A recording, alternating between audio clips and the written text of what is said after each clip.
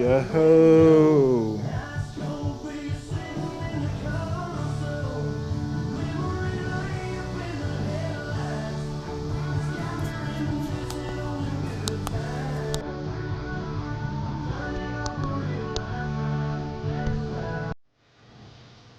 Yo, okay. This is how to make a firewood rack with scrap metal. Anyways, this is my first YouTube video, everyone, or my first attempt at it, and I'm using a 2010 and 13 Hero 4, GoPro Hero 4, so if you want to have better video quality, you have to wait. I have my phone, so I'll use that too, but for here, I'd have to do a lot of cutting for this one.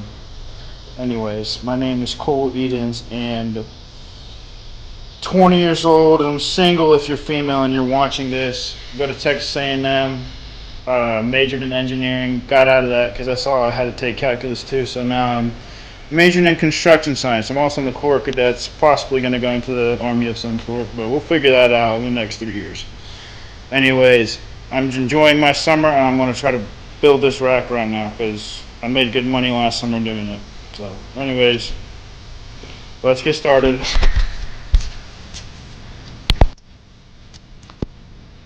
Yeah. Okay. Step 1. Acquire your scrap metal. So today we will be making a wood rack. This wood rack will be 8 foot by 4 foot high with a 6 inch legs, or whatever the leftover measurement is on this after I cut these or figure out what 4 foot is. I'm gonna try to hyperlap this later on.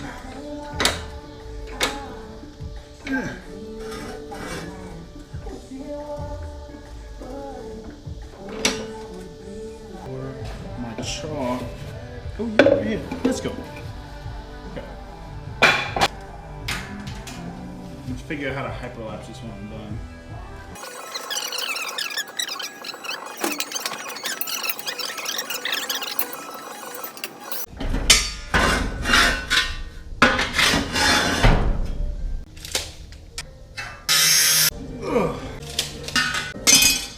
So, one thing too is because I'm measuring this by hand and I have a chalk line here, or a chalk piece, this piece here, it's about a 1/4 inch wide. So what happens is, if I have like the tape measure there, I have to be very particular about where the tape measure is, whether it's on the end or the measurement where I make this chalk mark. And sometimes it's not the best.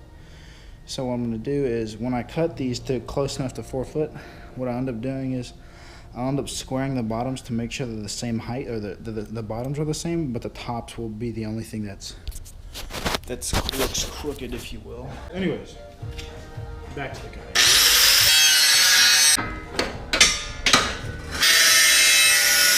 If you're wondering how I got this scrap metal, my father went to a big scrap or a big auction, and they had this as a bunch of scrap metal. He got like probably a couple hundred of these for like $100, something like that. Basically, he got it for really good. He got it for really good. So he's like, if you do this, will you weld? I'm like, yeah, I will. So that's what I've been doing. Anyways, yeah, I made about 5 of these over the summer. Last summer, going into college, so we're all going for $185. Made some pretty good money. Not on top of all the other things I did. Mowed fields, taught myself how to shoot, did PRS competitions, things like that. So, trying to get my ham radio license soon. Yeah. If you have any questions about anything, put in the comments when you're watching this video, and I'll be putting more links in there.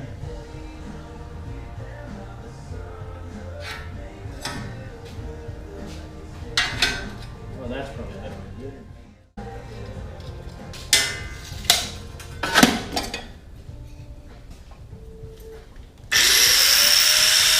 Good night.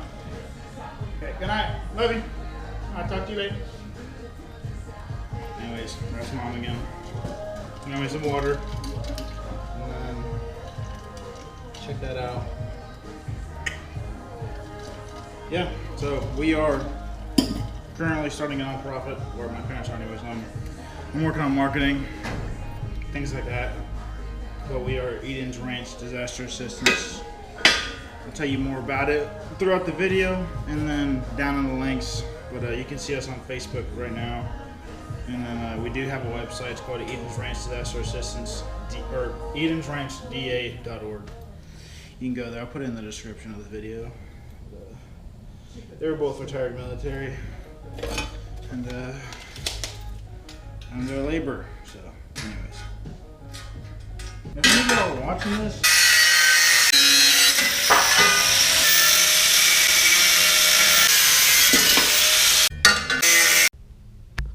Yo, we're back. Okay. So, I got the batteries. We can begin welding now. Gotta get this freaking battery open. Not working. Here is one piece of the frame, ladies and gentlemen. We have a weld. So, here's kind of what it's gonna look like. Then from there, it's gonna be so it'll sit on top like this. I'm not gonna have it on the side because you should go like this. Gonna be one here and then one over here. But if you want to see my weld real quick, it's not so good as it is, or as this, actually not too bad, but it could be better.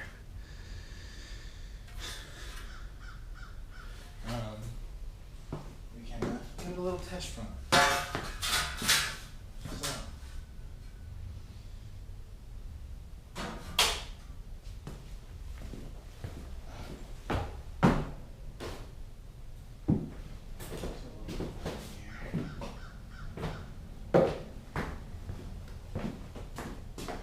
I'm 185 pounds. My feet are off the ground. Yeah.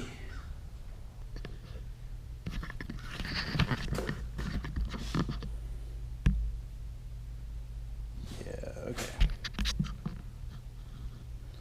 So now we're going to get that welded up. Here. I'll go through and I knock this off with a wire brush.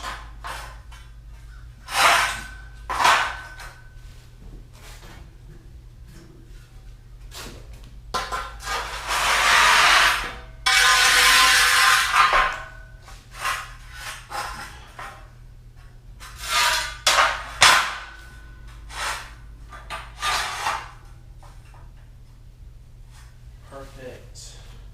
Okay.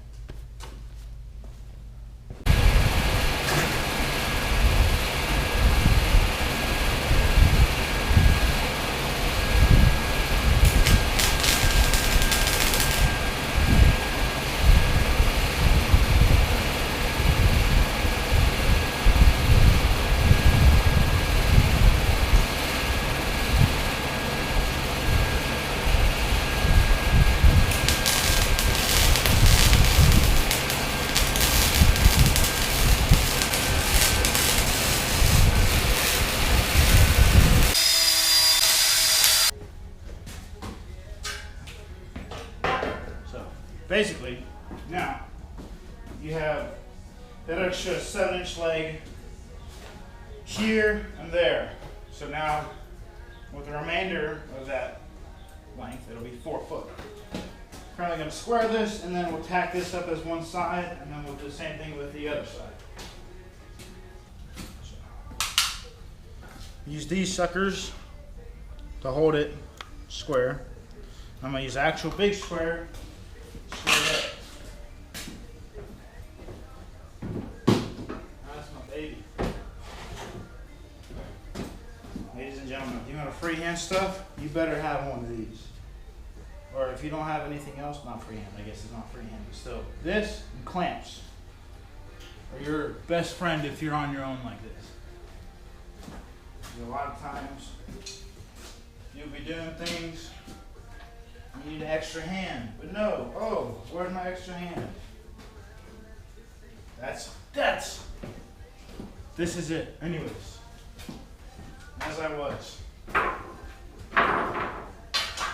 So, slap this bad boy on here. Oh, that's actually pretty straight.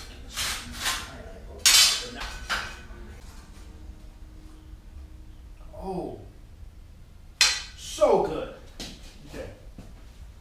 Makes life easy.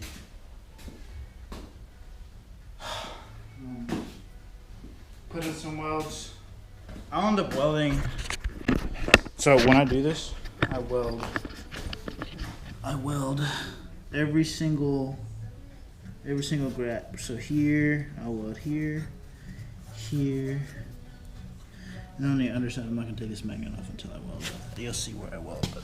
Then I weld in this gap here, and then where the angle iron meets flush to here. And I'll hit every side. So, yeah, that's how I'll do it. I'll try to time lapse this, but hey, this is my first video. Don't blame me. If you're bored, you wanna watch someone not be degenerate, here, come to my channel. But, yeah.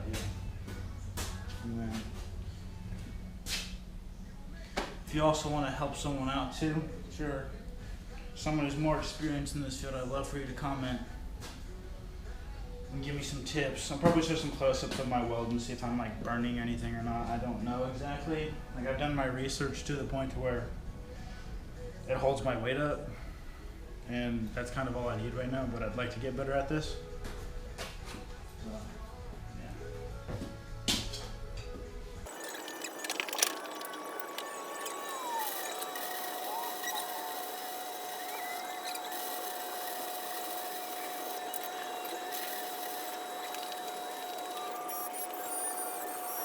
If you're wondering what I just did, I'm cleaning my contact tip. So this helps a lot with just the electrode. I believe this is the electrode, I don't remember, but basically helps this make a good solid arc.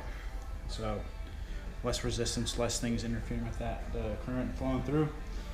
There's some things, obviously, for you more experienced guys, you'll see my mistakes there. But here, what I typically do, if I'm working on a project that's much more tedious and requires much more, I guess, better welds, like these are, like this, I do this on the side. So basically you grind a spot here and you get better contact, but I kind of just find the cleanest spot of metal, which this is not.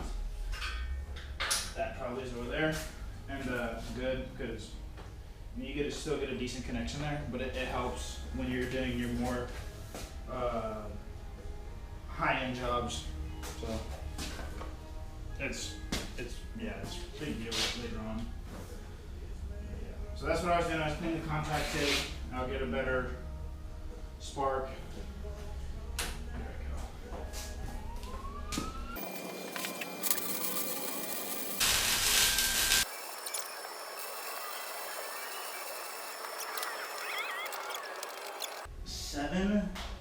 Seven and a half inches. Number 47. Just under 47.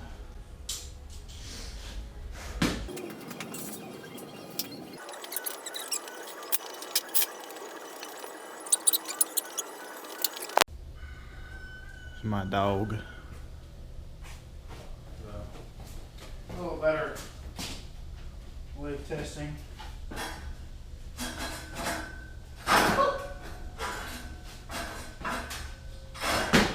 So, yeah, I'm 200 pounds, probably 210 with all my boots and everything on, so yeah, it'll hold up the welds. I feel pretty good about that. That's how I test my welds, and we'll go from there. So I gotta cut this tip off, not be stupid, and measure the next one where they're the same height. You're going to be doing a lot of stuff with an angle grinder or stuff in general, like with the wire wheel. especially the wire wheel, but some people don't understand, like, when you're cutting stuff that much, all the cutting I did yesterday, early in the video, I want to go take a shower and everything, and like I gotta like blow my nose, and I'll see like the metal, like basically have like gray snot, like it's so even when you're grinding, wear one of these.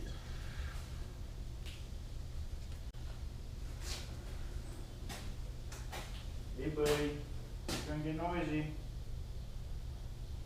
Get noisy.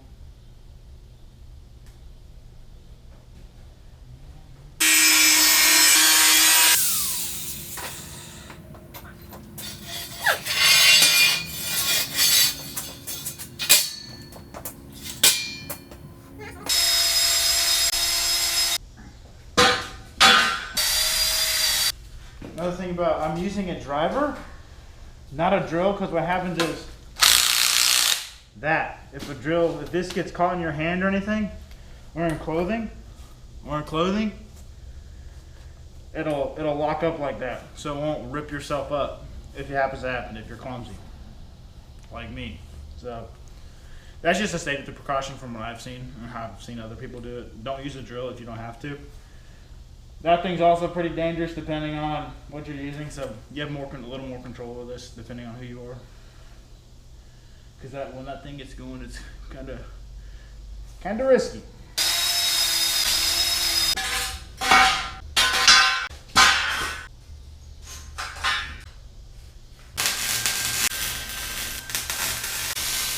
So, I'm using a Lincoln 140 weld pack. Probably stated that multiple times already, but here's the specific settings. This is, I think, like, I don't know, this is like 1.5" angle iron.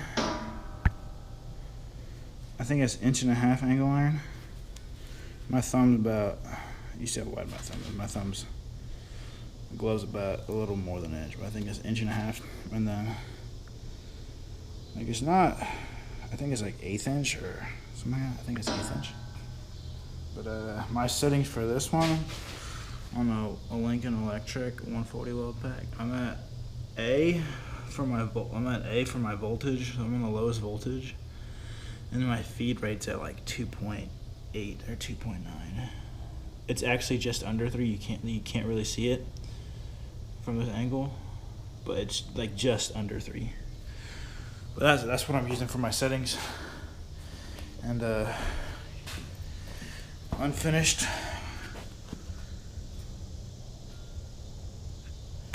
So that one's a lot better than my others, and same with that one as well. And then here's this one.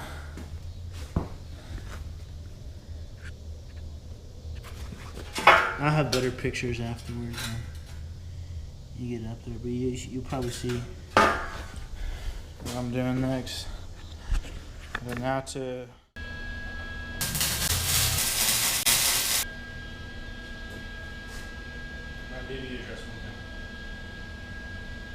I know you've never done this before. I'm not wearing long sleeves right now. I do have a jacket that I normally weld in, but currently it is hot as balls right now. 91, and it is 8:20 in the afternoon, 8 p.m. in the evening. You'll see the time this is posted over in August, but it's freaking hot. I'm already soaked in my clothing here. And I don't want to wear that on top of this. But yeah, you do that because a lot of times you'll get like the sparks or like touch you in the arms, but it's really not that bad. Sometimes you might get a little big glob and but I'm not a professional. I'm an amateur. This is not my advice to how to weld properly, but if you do this, don't do it this way. Okay. And I'm doing this for a while. I understand my equipment, and On that note, I have been welding with this watch. This is not a paid advertisement for Garmin at all whatsoever, but I'll show you pictures later. I've been welding with this watch like this on, and all that spatter, everything you see here, hits this watch good. There's been days where I've had to take a file and or like a piece of metal and just scrape the spatter off that is bonded to the glass here, and this thing has worked flawlessly. This is not a paid advertisement. But if you want a really good watch that'll last you a long time, that's also functional as well and has some class to it, get a Garmin. This specific model is the Instinct Tactical 2 Solar, but Garmin in general, solid.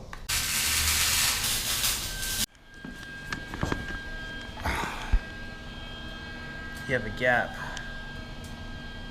like that. That's a gap right there. So that's about an 1/8 inch gap, and so I took that one. Oh, and I filled it in. That actually does look kind of pretty. Took me a minute, but yeah, that's what I gotta do.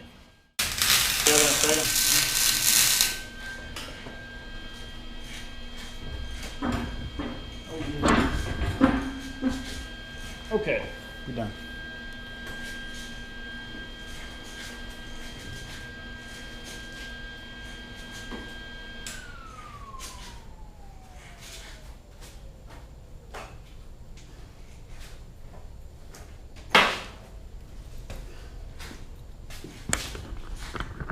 What's that whole company? Tiny, say hi. What's up? You just seen Grandpa Edge drill? Yeah. Love this thing. Alright.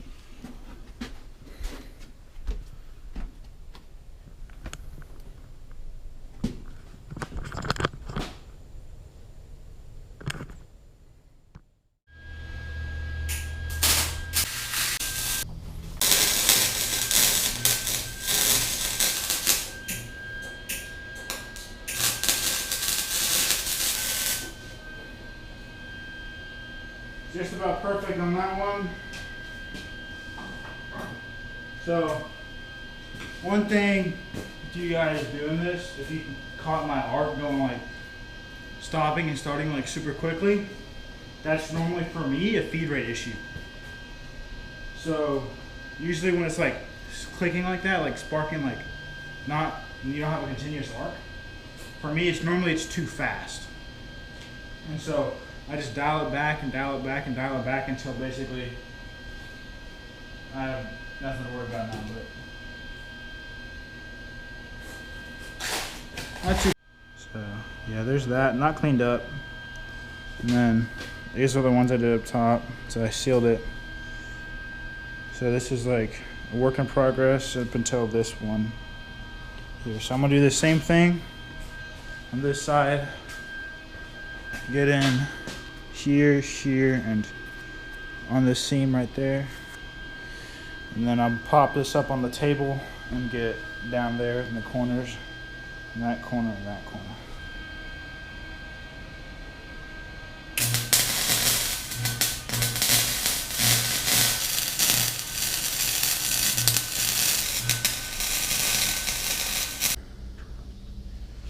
So too bad actually. I gotta take my time on this back side so the metal.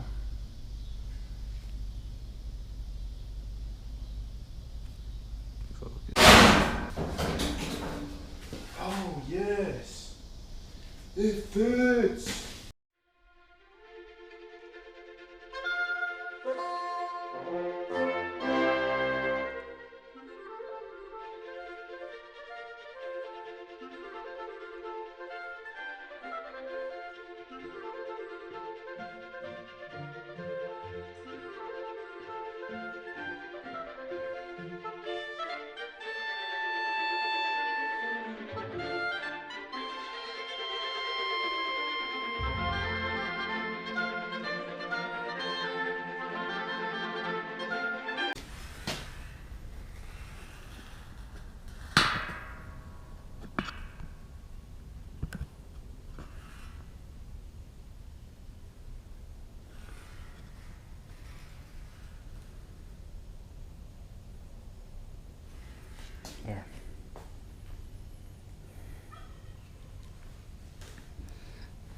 So now, if you older gentlemen want to rate my welds and see what you think of them, and then what I can do better, I'd appreciate it. Now, I'm only an amateur, so I'm learning a lot. I'm teaching myself a lot. I'm going to school tomorrow. Today's the 20th. So, yeah, this will be the last rack I do. I have another one out, but it's a great way to just, if y'all are wondering what to do to just keep yourself, not keep yourself occupied, but learn. If you want to learn something, but then also like make a little money on the side too. How you do it? I can sell this rack, this 8x12 rack. Oh no, this 8x4 rack for about $225. So I usually sell on Marketplace. Marketplace is awesome, by the way. But yeah, I can sell them anywhere from. I was selling them at $185, and I had sold 4 while I was at college in my first semester in A&M, and so I have 2. This one made, and I have another one made. That's currently holding wood right now. I'll put this up for sale. So it'll be another. I'll put it up for $225 this time because I sold the last ones at $185, and people seem to like them a lot. But no, these are solid. Like I'll show you what I can do after I hang on them. I can hang on it, but I can hang like this. Not 200 pounds. On this 4-foot piece of, I'm 4 foot from that anchor point too. So you can calculate the torque. I'll probably put up the numbers on there in the video, but you can calculate the torque. Well, that's probably like 700 pounds worth of torque on this end for me, because I'm 200, but it can hold that weight. So, like, I might not have the prettiest welds, but I'll put it together for sure. So, yeah. But I'm majoring in construction science right now. I'm doing the Corps of Cadets. I'll send more videos out what I do, because I'm thinking I'll be more interested in that stuff. Yeah. Thanks for watching. And my straps are loose, so that's not. But there's a will, there's a way. I'm gonna be wearing this because that paint's nasty.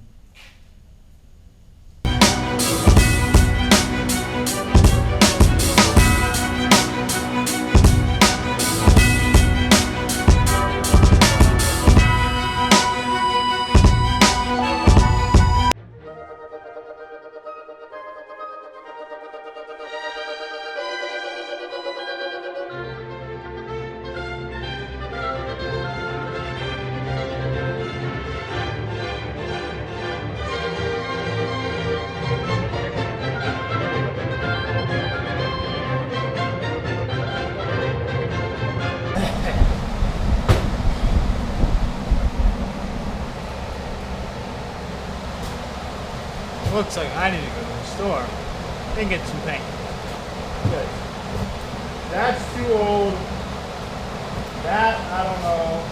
That works. So I got a good coat. I got a good base coat on. Yeah, but I paint them too. So I think that's one reason why they also sell pretty fast, because most people just sell them and they'll just weld them and like leave it all rusty. They'll do like out of pipe and stuff, but they won't paint them. And I think people really like paint. So.